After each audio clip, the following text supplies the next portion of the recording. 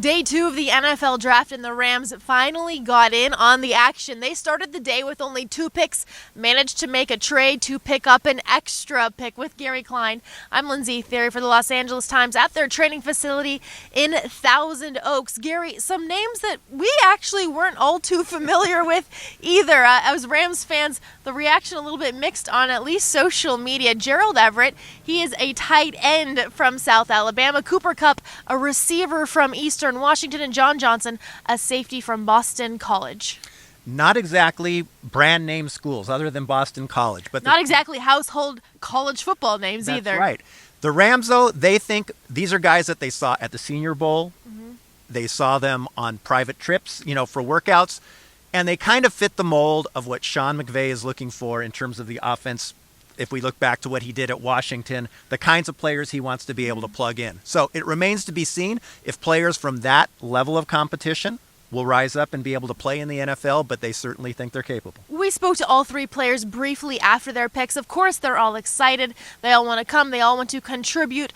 But coming from small schools, we did ask Sean McVay and Les Snead how likely it is they're going to contribute. And it's kind of tough, right, to judge how ready a guy is when that's the level of competition they've been facing. I think it's difficult just watching the NFL, even the guys that come out of big schools. Yeah. They're supposed to be great.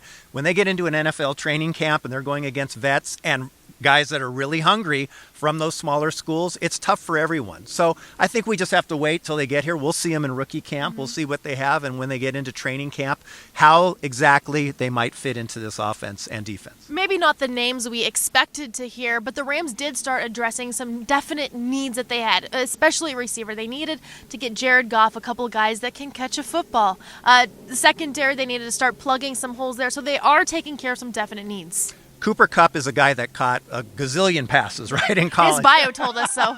Even it was Eastern Washington. He had some games against Pac-12 schools where he did well, especially against the Washington schools. And we all saw today all the defensive backs coming off the board from Washington. Mm-hmm. So I think he's a guy that they feel can come in. He can complement Tavon Austin, complement Robert Woods, and give them a dependable, almost like a coach on the field mentality.